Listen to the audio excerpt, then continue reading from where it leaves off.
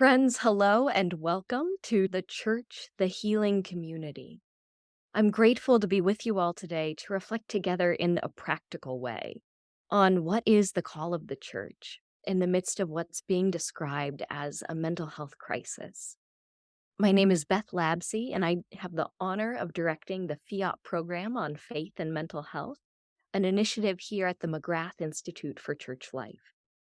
Based at the University of Notre Dame, the McGrath Institute partners with Catholic dioceses, parishes, and schools around the country to address pastoral challenges with theological depth and rigor. We endeavor to connect the Catholic intellectual life with the life of the Church so as to form faithful Catholic leaders for service to the Church and the world.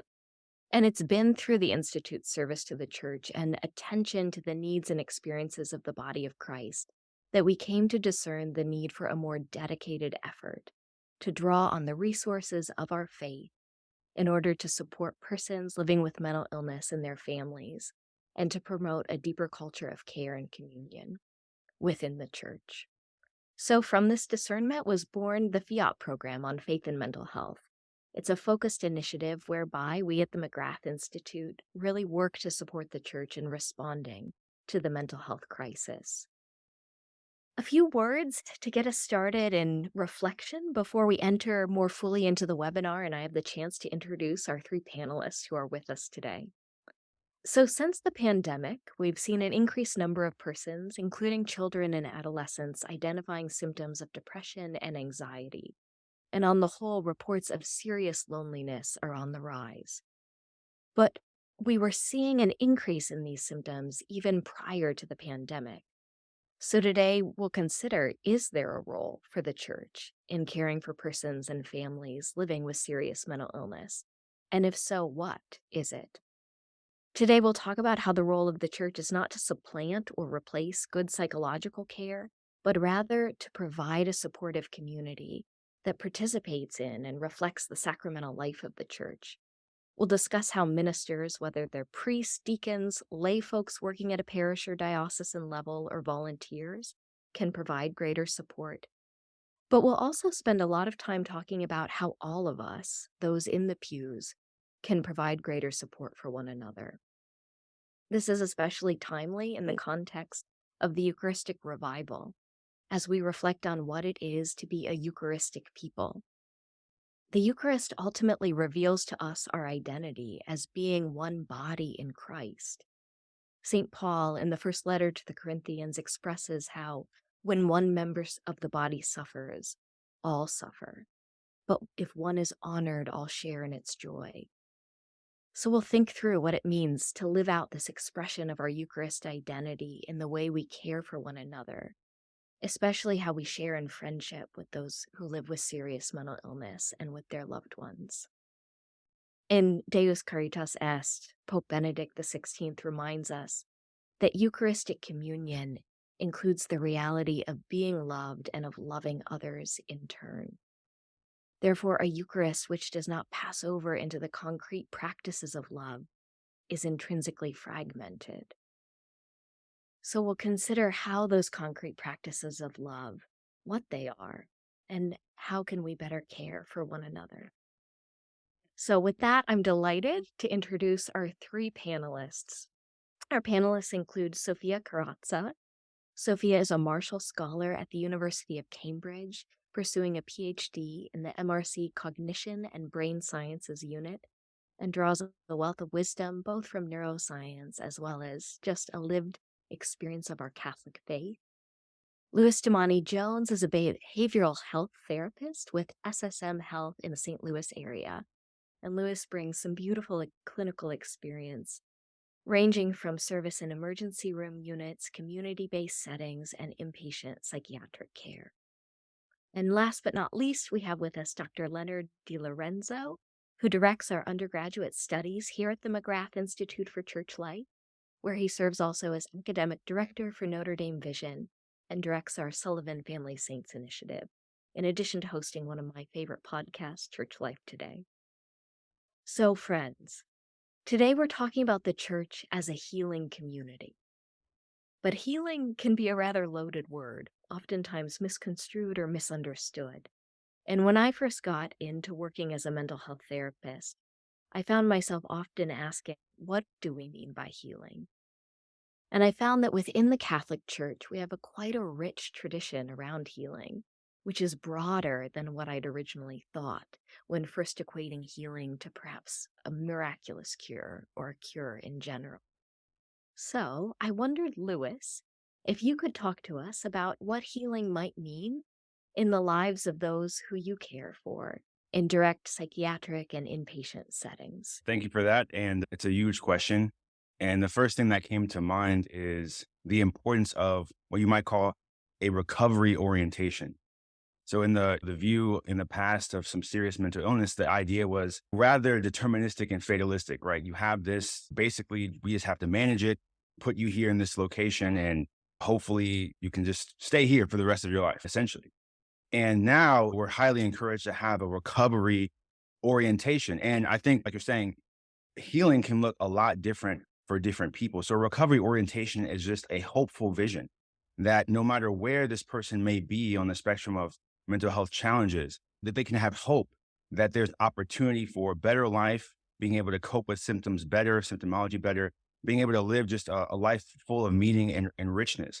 And that can look very different for different people. I remember working with a woman who her panic was so severe that whenever she would go to a grocery store, she would sit outside of the grocery store for 1 hour, unable to enter the grocery store, just out of concern that there would be a shooting in the store or somebody would attack her in the store, many things that would come up.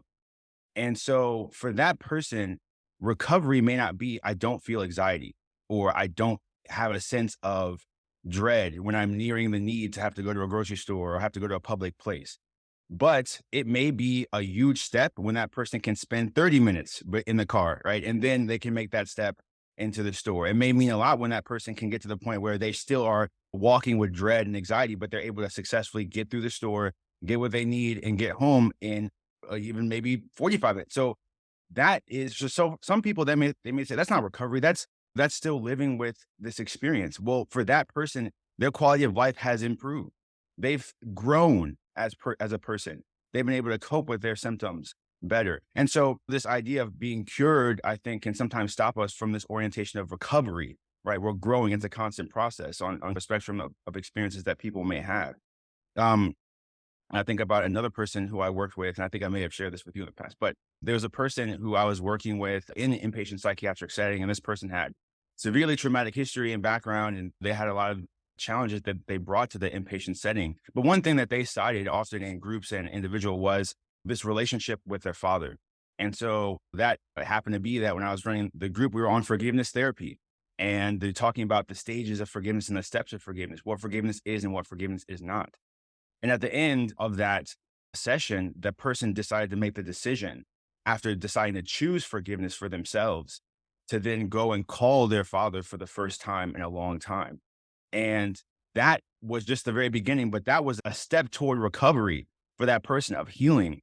And so some people may say, well, that person still has all these other issues. That person still experienced all these other things. Well, for that person, healing has just occurred, right? A sense of healing for that person has just occurred. And so it's in those little things, those little steps that we see recovery, we see healing occur. And sometimes we make light of these things, but that can be the difference for some person of living a life of meaning and a life feeling like they're stagnant, that they don't have this psychological flexibility, this capacity to grow as a person. And so that's what immediately came to mind when I thought about healing in the context of serious mental illness. And I think everyone can have this recovery orientation, no matter if you're a clinician, no matter if you're a priest, a lay person walking with friends or family members who may experience serious mental illness. You know, you may feel like this is over, right? What are we going to do? I never expected this. But you can still have the recovery orientation. You have a good reason to have hope, no matter where that person may be in their experience. Lewis, thank you so much. And I think one thing that you note there that I really want to draw out in the conversation is this change from symptom management to what it means to live a full life in the midst of illness when an absolute cure just might not be possible. And a few of the things that you mentioned that I think are pretty critical there are like this experience of meaning, Mhm. this experience of hope, and also like an experience of connection with Mhm. others. And so often I think we find that in experiences of mental illness, especially when it's in its most serious forms, that there can be a deep experience of despair and of isolation, and not just for persons themselves, but also like for their loved ones and Mm. those trying to care for them. And so, as we think about this, like what it means to hold this vision of moving from despair toward hope, moving from isolation toward deeper connection, seems to highlight for us also maybe, yeah, some of the possible role that the church can play. And Sophia, in your role, like really in looking in an integrated way at mental health and mental illness and from the standpoint of neuroscience, I wonder if you could help us think through, yeah, how we would understand healing from a more integrated perspective, maybe building on some of what Lewis has shared. Thank you. Yeah, I'm so grateful you started with this question because it gives me the chance to address a misconception about healing, which is that in the first place, that those who experience mental illness have a brain that is somehow broken, and that healing, therefore, is quote unquote fixing it, or making it look just like the brain of someone who doesn't have that particular struggle or that particular difficulty. And this is a lie. This is not true. It's true that often in circumstances of mental illness, depending on the condition and the individual, we do see some neurobiological differences that are contributing factors or risk factors for their difficulty. But it's really important to say that in neuroscience and psychiatry, we do not understand healing as erasure of these differences, the elimination of them, the elimination of what in spiritual terms we'd call a wound. That's not what healing is. And I say this because there's a lot of really good research showing that there's not a one-to-one correlation between features of our brain structure and function and our mental health. In other words, there's no direct mapping between the neural responses that we have to traumatic events or to personal difficulties and our mental health, our subjective experiences, I would say, of distress. And so, yeah, so you see folks who are resilient to difficult events or who heal from mental illness in that sense, of having that fullness of life that Lewis was talking about, perhaps even amid symptoms, but managing them or on a trajectory of recovery or finding meaning and purpose even in that lived experience. They may share the very same neural features that those who are in the midst of a profound crisis and are not on a trajectory of health may have. So, like a bigger amygdala, for example, or a different organization of certain brain networks. And so it's clear that healing is not erasure of these features of the brain. So if not that, then what is it? And I think the word you use there of integration is key. I think healing from a proper neuroscience perspective would be the integration of these neurobiological differences and difficulties into a higher level of well-being. Because we are embodied souls, this will likely involve changes to the brain, changes to other parts of the brain, consolidation of new networks that support new memories and beliefs, or the formation of new patterns of activity that support a new gaze on ourselves and on reality. So it does involve a change to the brain. And fortunately, this is possible because we didn't used to think that the brain could change. We thought it was fixed after someone left childhood.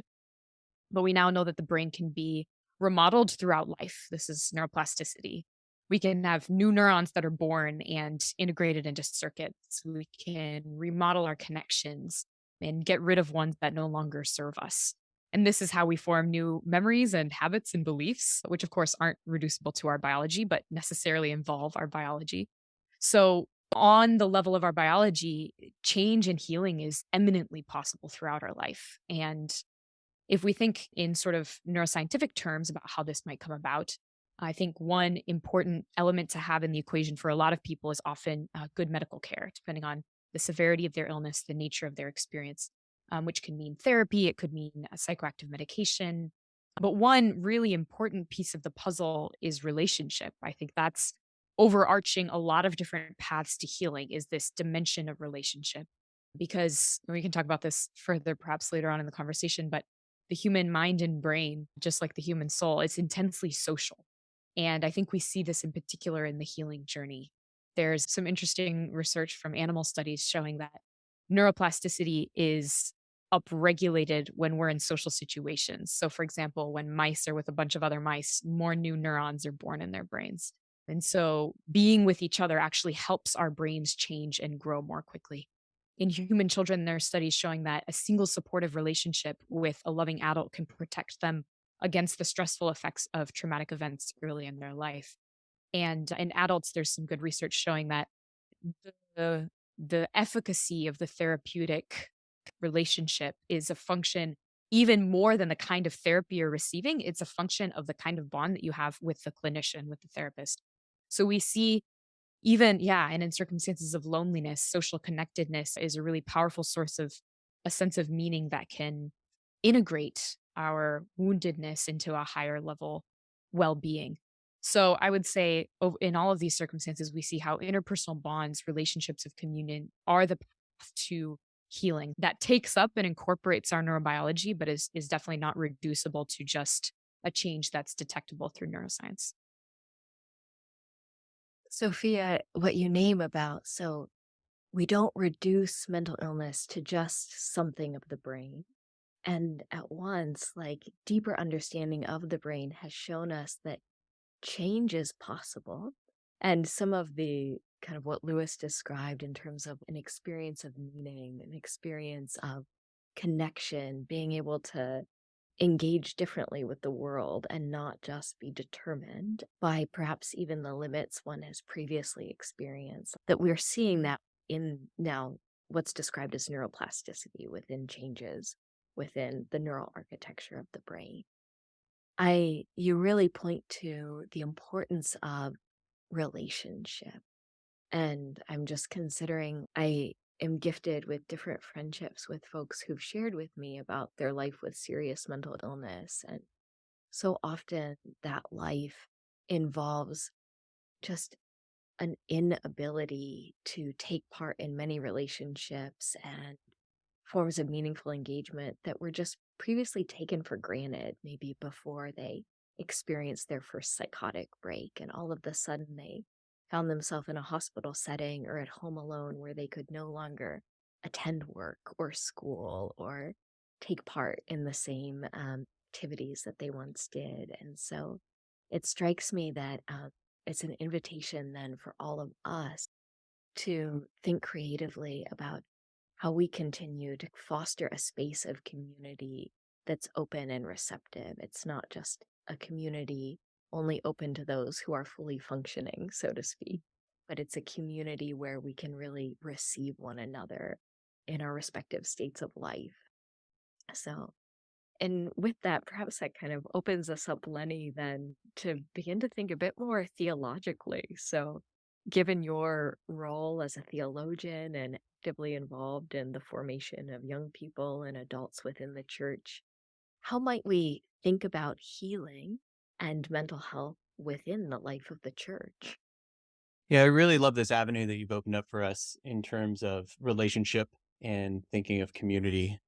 I think I'd like to start thinking about healing from my part by maybe restating a fundamental principle, which is that we only become fully human together. This is revealed most brilliantly and fully in the gospel. It's a fundamental truth of our human life, of our existence, that we only become fully human together.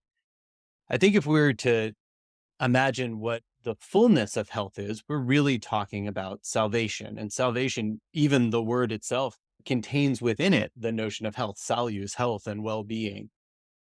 But the Christian perspective on salvation is always and only ever a social, let's say a corporate reality. In Christianity, there's no such thing as a merely individual salvation. That is to say, we're always saved with and for others into the body of Christ as members.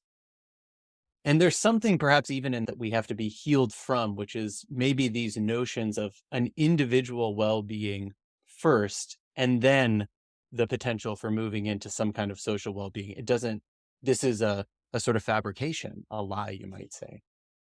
So with that in mind, and there's of course more to say about that, but what does healing mean then, if that is the truth? I think for now, it means that healing is living as though we really were members of one another. And in the fullness of time, it means living eternally with one another in charity. So perhaps what I'm trying to nudge our consideration towards as a community here thinking about this is that when we think about health from a theological perspective, from the perspective of the Christian tradition, we probably ought to start from this social, corporate meaning of health and move towards individual health from there. So let me give, maybe if you don't mind, Beth, I'll give another side of this, which is coming, let's say, from the practice of praying the Psalms. That what we find in the Psalter is really the fullness of the human condition laid out in these 150 Psalms. You can find anything from the deepest form of lament and suffering to the highest form of even ecstatic praise and everything in between. Now, for those who might pray the Psalms regularly, you would find that on any given day, you're not praying what you personally feel right now much of the time. So, for example, if you're praying Psalm 88, you say, "Darkness is my only companion." Most days, that's not my condition, but I would pray that if I'm take up the practice. Or, "My enemies surround me like a herd of bulls," unless I'm trying to think of my children in this way, that really my enemies are not surrounding me on most days like a herd of bulls. But for some people at that particular time, that is their condition. So for me to pray that is to pray from their condition as members of one another. And what I want to say is that is also healing of me, of opening myself to you. But there's also prayers to pray as if I'm offering them maybe from where I am for you. That is to say, like Psalm 42, "Why are you cast down, my soul? Why are you troubled within me? Hope in God, I will praise him still." For some, I might pray that, but they can't pray that for themselves. So I'm praying it for them. But there will also be times when I can't pray that for myself. I can't pray that hope and really step into it, and I need someone to pray that for me. So I think this practice of praying the Psalms gives us an image of this fullness of health and what healing might look like now and into the future. It gives us pathways to healing, that is to say, from every condition to find the pathway to praise. And it also maybe is a kind of choreography, that a practice of praying this way so as to learn to live this way, to bear with one another, for one another, towards the fullness of health together and away from an individualizing notion of health. Lenny, one thing that strikes me about what you shared is maybe a distinction that's worth being made between treatment and healing. And I was hearing themes of this within Sophia's remarks as well.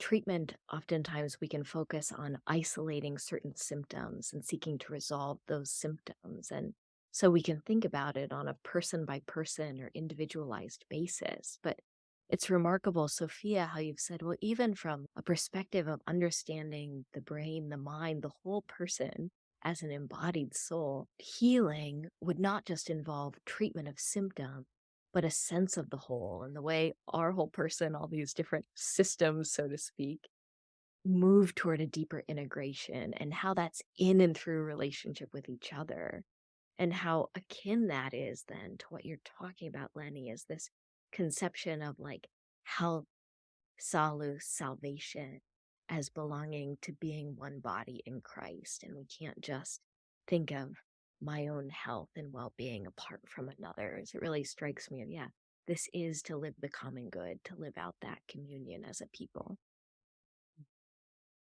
Well, with that, I wonder if we could perhaps turn more concretely then of how do we live this? Because any knowledge ought to be at service to action. And so, taking from what Pope Benedict described, a Eucharist that does not pour itself out in concrete practices of love is intrinsically fragmented. How do we live out these concrete practices of love? I've just noticed in my own experiences as a friend, as a therapist, and then with folks who we share in relationship with through the Fiat program that oftentimes when we're with someone experiencing mental illness or mental distress, we can try to help through insufficient ways. Maybe we scramble for a quick fix or to offer a solution. Maybe we respond with judgment or analysis, speaking from experience. Maybe we just respond by trying to understand the why, to make sense of it. We can also sometimes just feel overwhelmed by the suffering of another, feel awkward, uncomfortable by our own ability to make the situation better and retreat or avoid.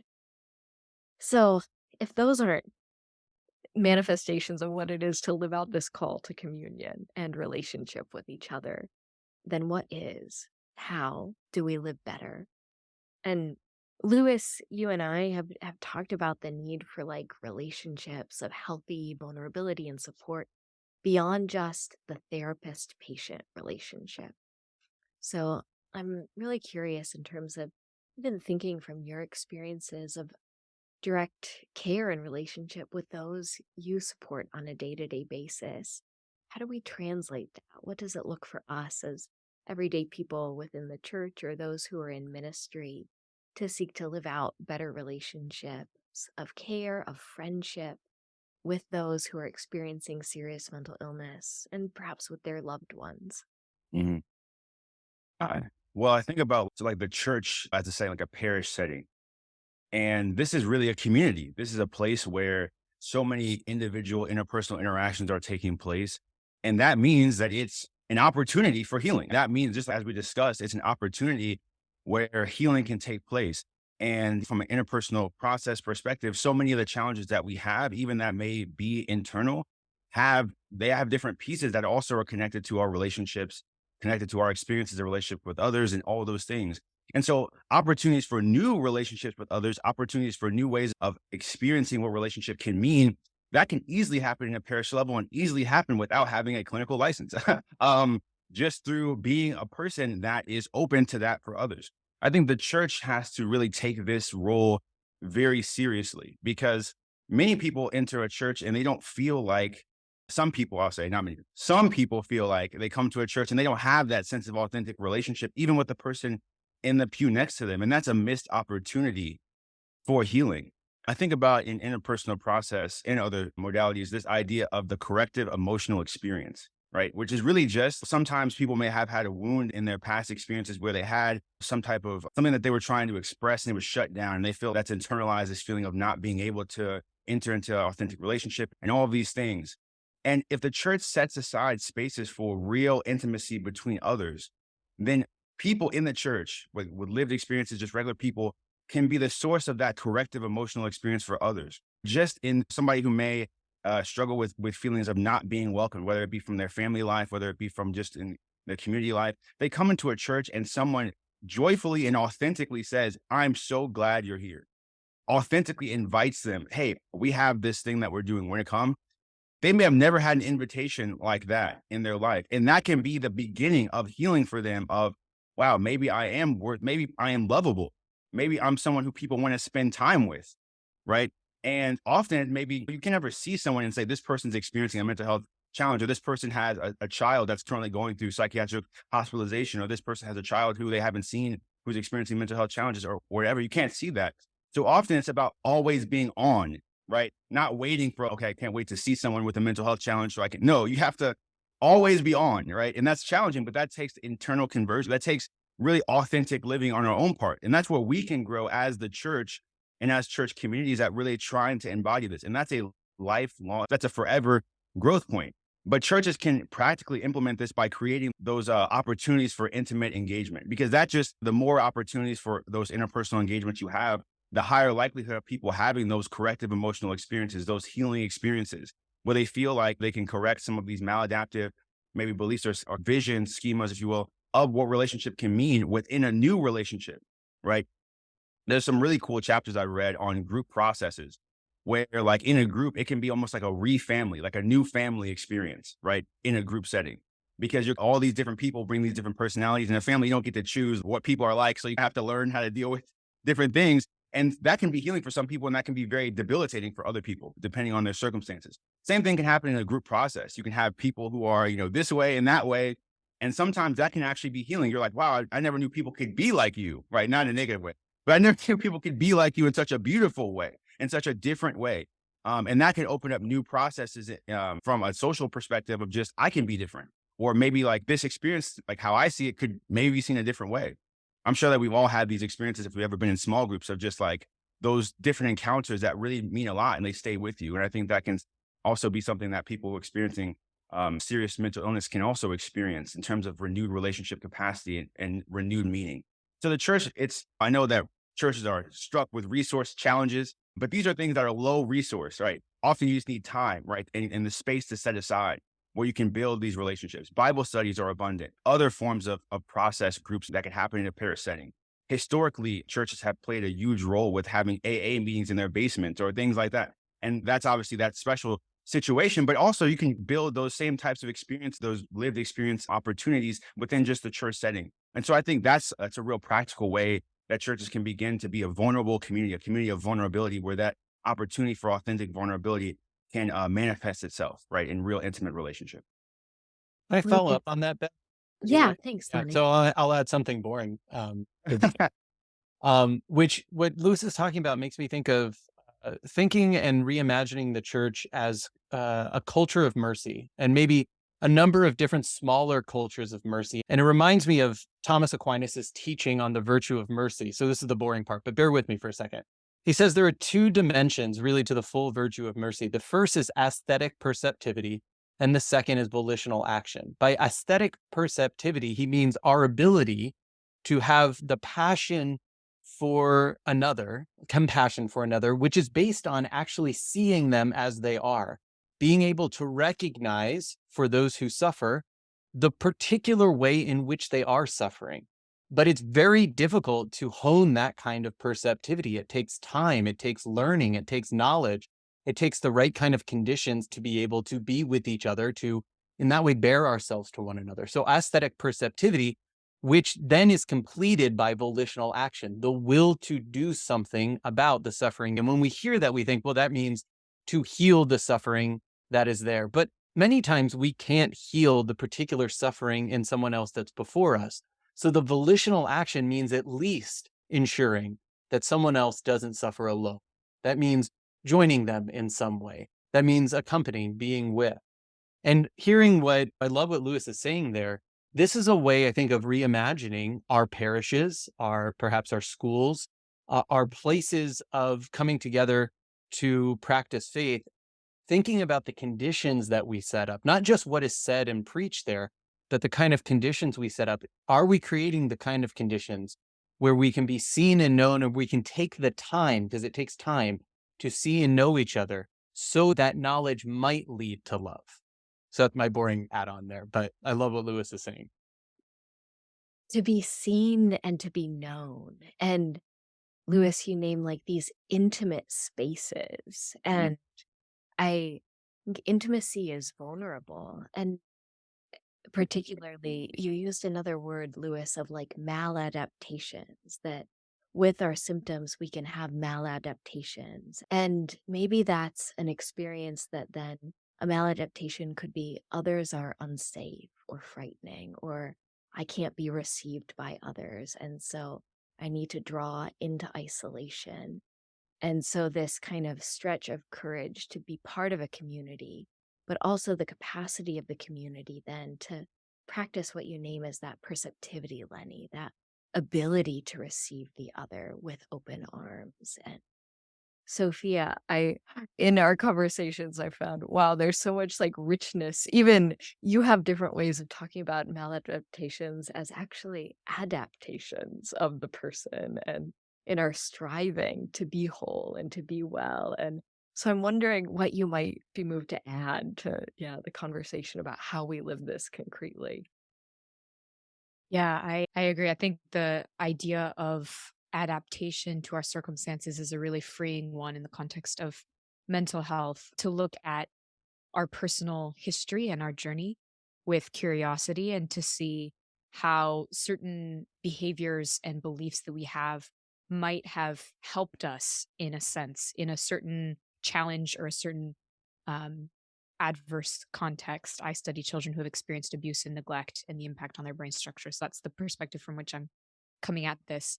but a lot of the behaviors that we see after those kinds of experiences can be protective against future harm for those who are living in adverse environments. And I think to a lesser extent, a lot of us can fall into a similar pattern of learning from our environment, beliefs and behaviors that don't actually suit our well-being on on a holistic level.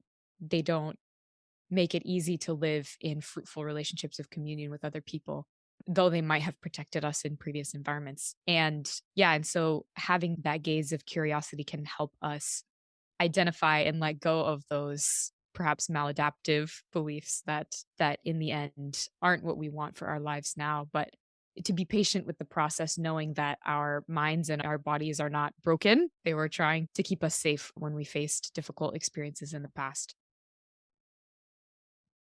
And along those lines, that so often those adaptations, right, they're not cognitive.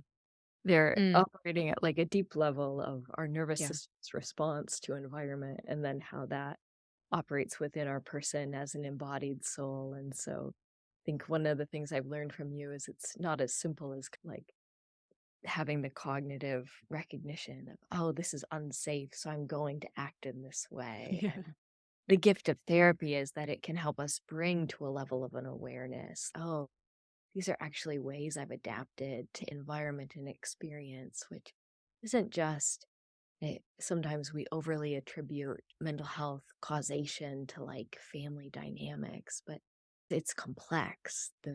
We'll never get quite to the bottom of why any one of us would experience mental illness. And at once, the interaction of environment, of early child Mm, experiences, of just what it is to live in a person in this day and age where there's a lot of individualism and isolation that isn't healthy for a developing nervous system, a developing embodied soul. And so we have these then adaptations, which end up not being fully adaptive, but they're the way we're surviving within context.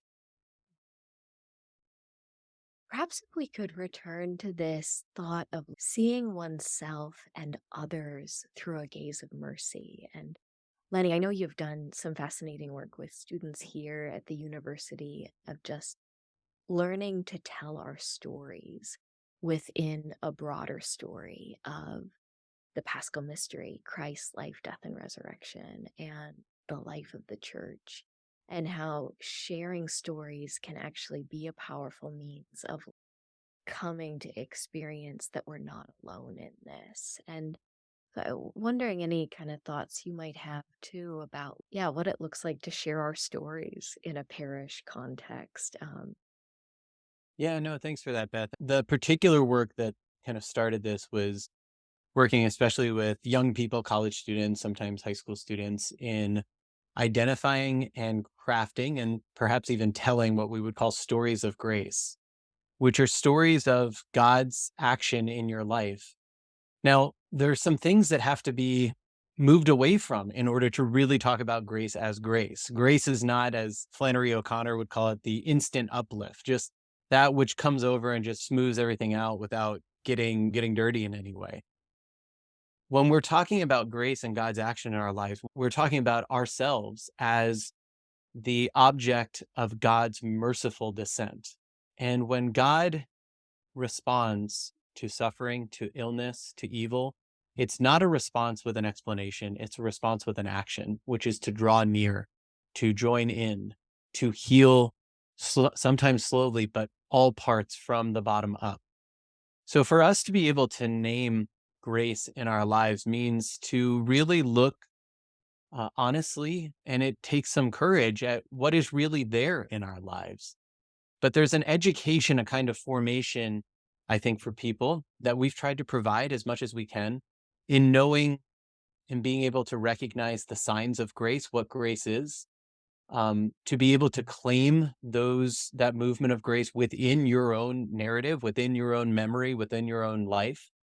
And I think part of that process of actually crafting a story, because the story is not just there.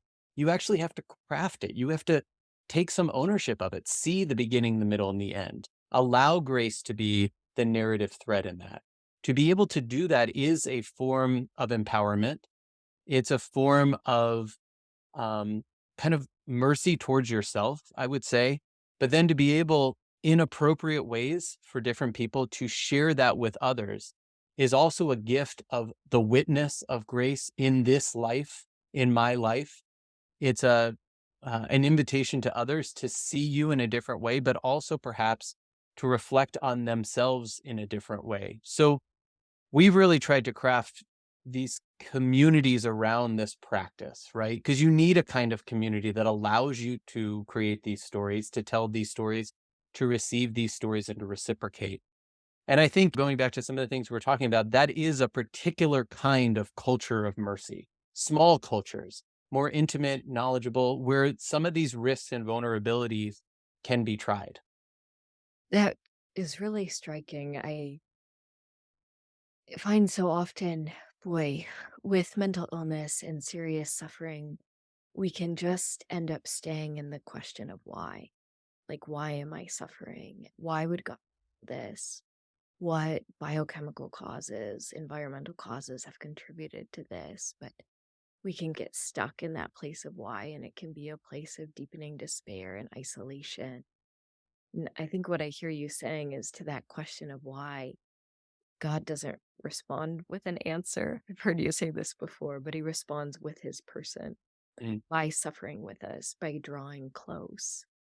And so that this kind of stories of grace is a way of supporting one another in seeing when it feels very hard to see and very hard to experience, like how God is suffering with us in Yeah. those moments. And I think it speaks something to those of us who might be in a position to serve people who are suffering, particularly with mental illness, in other ways too. Part of our charge, I think, is to help those who are suffering to receive the God who freely moves towards them in their suffering, actually to help them be in that place to receive that. But then I think also to empower or maybe re empower those who help the sufferers to be conformed to this divine movement. That is to say, to move ourselves towards others who suffer, to join them, to accompany them, to empower them, to bear with them. That itself is a sign of God's movement towards them.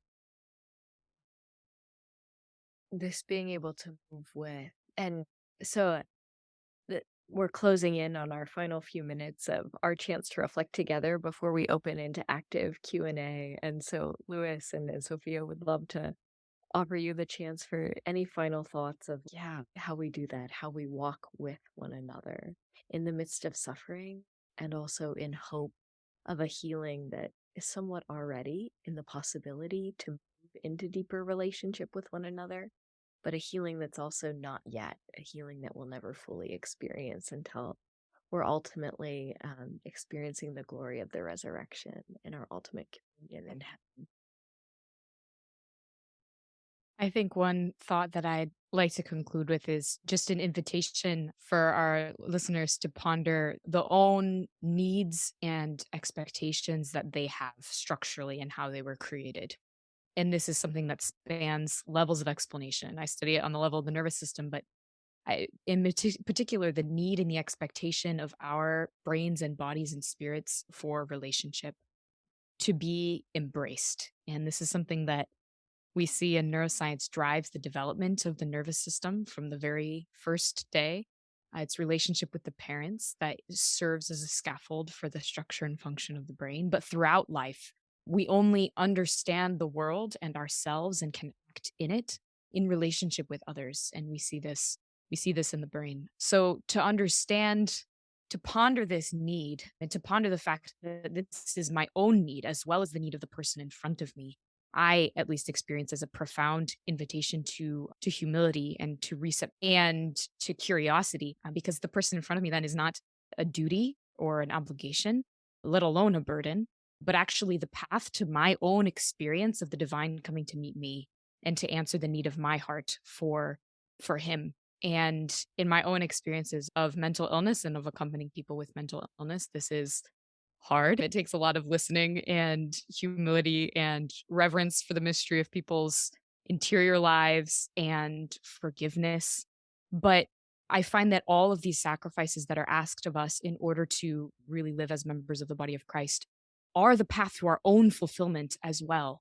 And so, starting from our own desires, from awareness of our own brokenness, awareness of our dependence, but our desire to experience already now, as you said, it's not going to be fulfilled until heaven, but Jesus promises the hundredfold to those who follow him here below. And starting from our own desires for that hundredfold, I find is the only thing that can sustain us in entering into the burdens of others and carrying them with them, and into the vulnerability that enables us to share our burdens with others, which is sometimes even harder.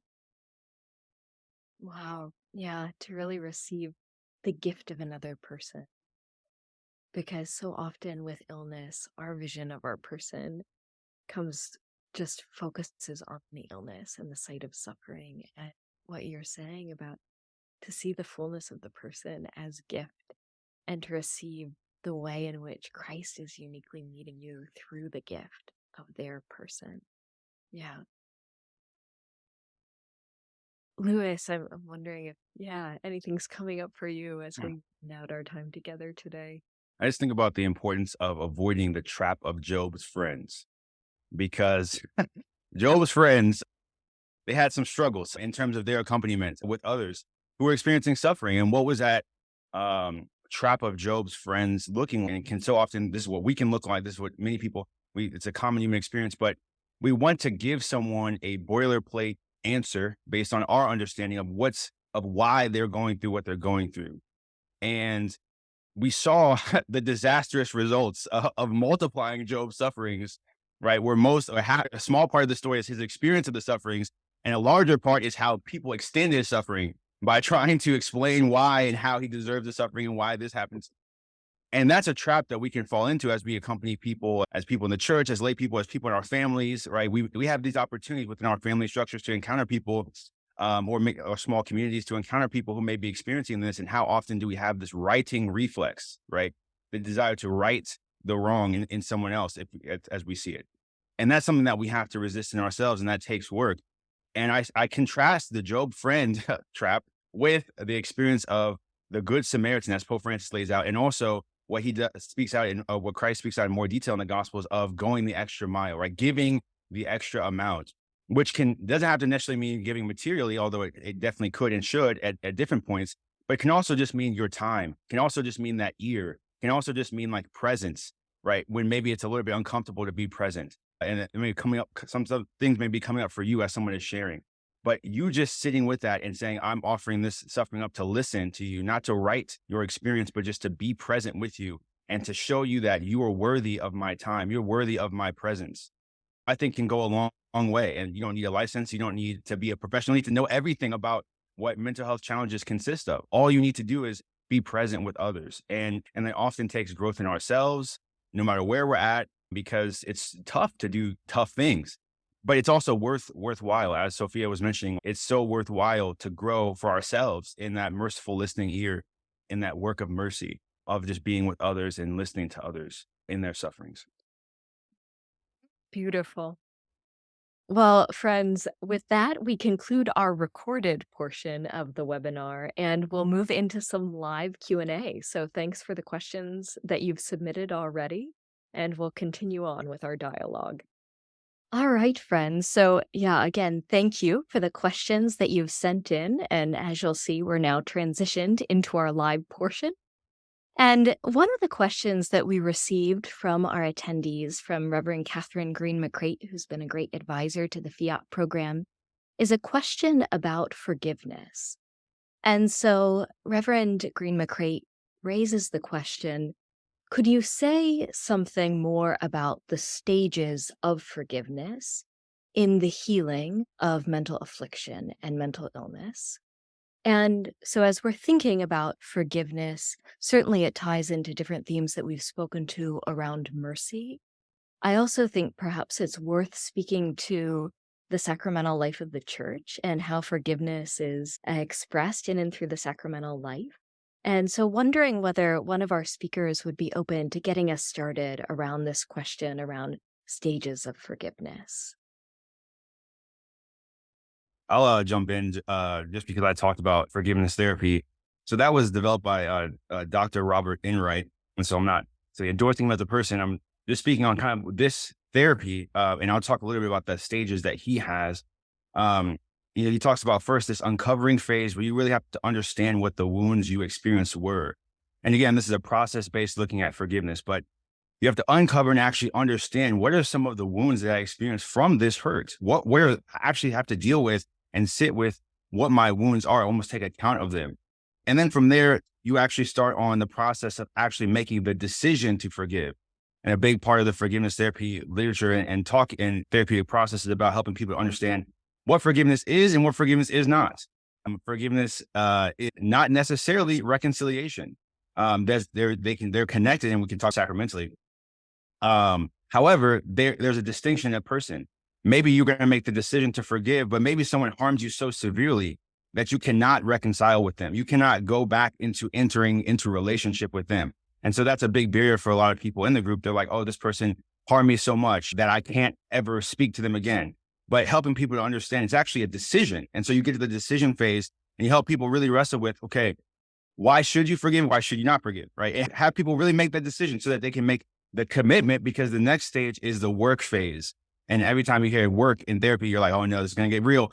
And that is what happens, right? You have to understand actually like this other person. That's where you have to understand the other person. Like what may have caused them to do this? Like you actually have to try to seek to understand them. And then the final phase, which is like a permanent phase, if you will, is deepening, where you actually start to like reconcile with your emotions, because the decision and the emotions are not the same either. You can decide to forgive and you may not feel like you forgive. And so after you understand the person a little bit in the work phase, then you can start to get to the point where you can work through your emotions and start to actually empathize with the other person and see, maybe not, you're not justifying it. That's another important thing we say. It's not justifying something that's wrong happening, but you're really able to say, okay, I have greater empathy for this person. I'm coming to a place where my emotions are starting to be on the healing process. So that's just a little bit about forgiveness therapy and the work on forgiveness that's done from that perspective. But I'm sure some other panelists can also connect that to the sacramental part, which I think for us as Catholics is so unique and special, and I think is integral, right, to this process as it relates to our faith. Absolutely. Thanks, Louis. And yeah, thanks for mentioning the work of Dr. Enright, who's been such a contributor to the field in terms of our understanding about forgiveness. Lenny, I'm wondering if you'd be open to sharing some just about forgiveness within the sacramental life of our church. I'd be happy to, Beth. So a few things that just come to mind briefly are, at least within the Catholic tradition and the sacrament of reconciliation confession, the way in which the needs for forgiveness sins are addressed, faced personally with another, and the way in which there becomes a memory, an actual embodied memory of the moment of forgiveness. The importance, I think, of that to the healing of memory, something to go back to, something to respond to, something to actually feel and touch. But I also, in thinking about these stages of forgiveness and the work from there, as Louis was speaking of it, I think about the transition between forgiveness and reconciliation, especially the forgiveness from one person to another, from one person to a community or a family to a person. That forgiveness, I'm just thinking a little bit broadly here, forgiveness is the permission granted by the one who's been wounded for the one who has wounded to have a new chapter, to not be strictly identified with the harm done. So the power of the one who's been wounded actually to grant something, but it also, we know, to seek forgiveness for the one who has been wounded, it also empowers them to have a new chapter, to not be closed in on this wound. But the reconciliation I would see as something new that must be built together or come from that place of woundedness. That we see this very clearly in the way in which Christ comes to his disciples on the other side of the crucifixion, in the resurrection. It is precisely his wounds that he presents to them. And they are the ones who in large degree are responsible for those wounds. But it's out of those wounds that peace is offered and their mission is given to them. Something new must be built. And so I wonder if that's a place of reflection for us past today in terms of the moments of forgiveness that must lead to something new being built together, something that comes out of those wounds. And perhaps then is the continuing healing of memory. So, as we're talking about this, we've been talking about experiences of forgiveness toward another, or even toward ourselves when we recognize maybe a wrong that we've done that's been wounding to Christ or to another. But I think what Reverend Green McCrate brought forward that's important and perhaps even more challenging too is what is forgiveness in the midst of the mystery of illness? When we're experiencing mental illness, what does it mean for us to have a gaze of mercy and love toward our own self? And Sophia, you were touching upon this in your remarks earlier when talking about gazing at your own self with curiosity. I'm wondering if anything's coming up for you that you'd be open to sharing with the group of this gaze of mercy.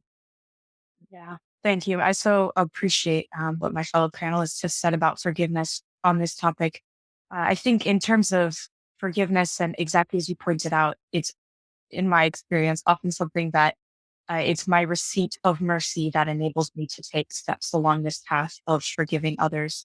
And one thing that has helped me a lot in this cultivating this gaze of curiosity and mercy towards myself and thus also to others is the definition of hope, which in Spe Salvi, Pope Benedict XVI, wonderful encyclical, he talks about how it's a certainty in the future rooted in a hope that an experience that you have in the present, a certainty in the future that's rooted in the experience of the present.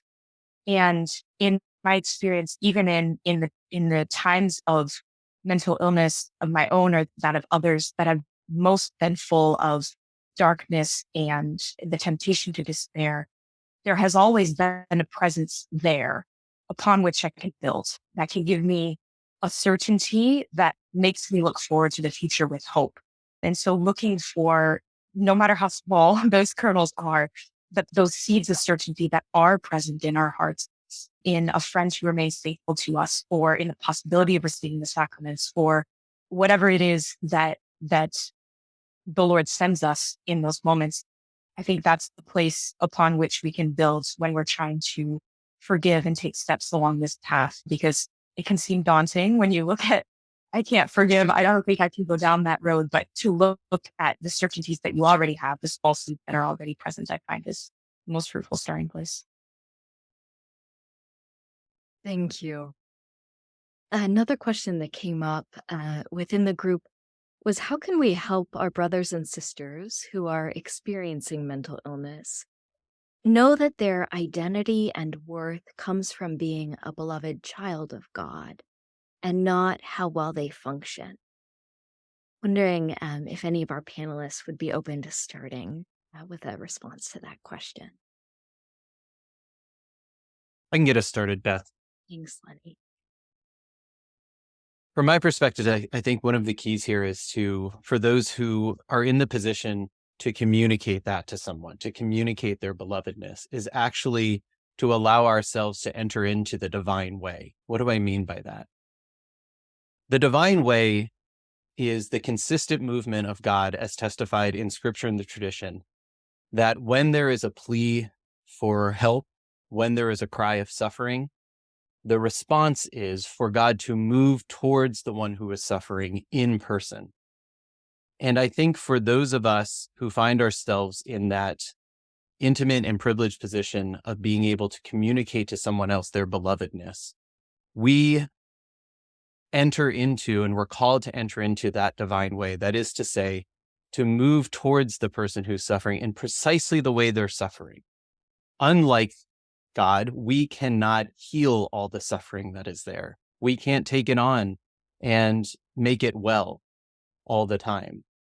But we can make that approach. And I'm speaking in broad terms here because, of course, we'd have to think about the particular person and the particular situation. But I think that is something that we might reflect on more deeply, is how do we allow ourselves to be inducted more fully into that divine way, to hear what the actual cry for help is, to perceive it well, and to move towards. So this really redounds back to what I was saying earlier in the recorded version about mercy.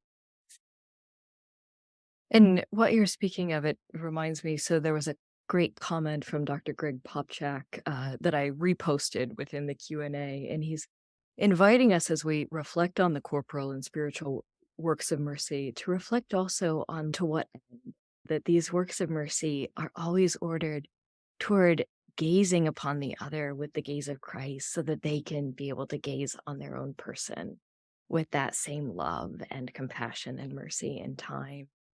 And Dr. Greg made an important point too of just noting like boundaries within that role are also important. Knowing what is our role and what is not our role in caring for the other and honoring their freedom, even if their experience of freedom is bruised and wounded within, because it's knowing what is our work and what is not, and that it's ultimately then moving, God willing, toward an experience of deepening communion, deepening integration, but that the timeline is not ours. The contours of the path are not ours to choose. Wondering, Lewis or Sophia, what's coming up for you as we kind of consider this? Yeah, I just wanted to add, I think this is a lie as old as humanity. That's particularly tempting, this idea that our worth is in how we function. That's particularly tempting Western capitalist modernity. And I find that in my experience, both of research on children who have experienced abuse and neglect and are suffering from neurodevelopmental disorders, and also my personal experience, that broadening spaces to include people with diverse abilities can be really helpful for everyone involved in learning to find their true value and their worth, not in how they function, but in their identity as a child of God. And I think of, just as a personal example, I've volunteered throughout my time here in Cambridge during my PhD in a community that's like Marsh. And so work with folks with intellectual disabilities who often experience heightened emotional distress as well. And it's been often, it seems to work out that the hardest days of my PhD were days when I was scheduled to go in and have dinner with them or have tea with them. And it's been incredibly powerful and beautiful to see how educated I've been by their gaze on me to look at myself differently and to accept my suffering in my limitations and my difficulties, and to not look away from it, but to share it freely with them, knowing that they weren't going to be scandalized, just as I wasn't scandalized by their limitations and their difficulty. And in an environment such as Cambridge, as Notre Dame is in many of our communities, it was very radical to have that experience. And I think cultivating spaces like that within the church is really important for all of us, so that we can learn from one another and learn from the gaze that others direct towards us. Sophia, piggybacking off that, I'd love to just speak practically, like, how might we better identify what some of the barriers are within our way of coming together as a church community, barriers to those experiencing serious mental illness or disability in another form from experiencing community and belonging, so that it's not only a church for the well-functioning, so to speak. And Lewis, as you were talking before in the recorded portion, you were noting it's not that we're on the lookout for someone experiencing mental illness, it's that we're always on the lookout for the other and how we receive them. And so, wondering if you could even speak practically of maybe some of the steps that you've taken already to, um, beyond what you've noted, Sophia, but to foster this belonging, this community, to maybe identify and overcome certain barriers. Well, I think one of the big things is yeah, like reiterating what I said before, you can't see someone and say, this person is going through a mental health challenge, or this person has a history of that, or their family's experiencing that.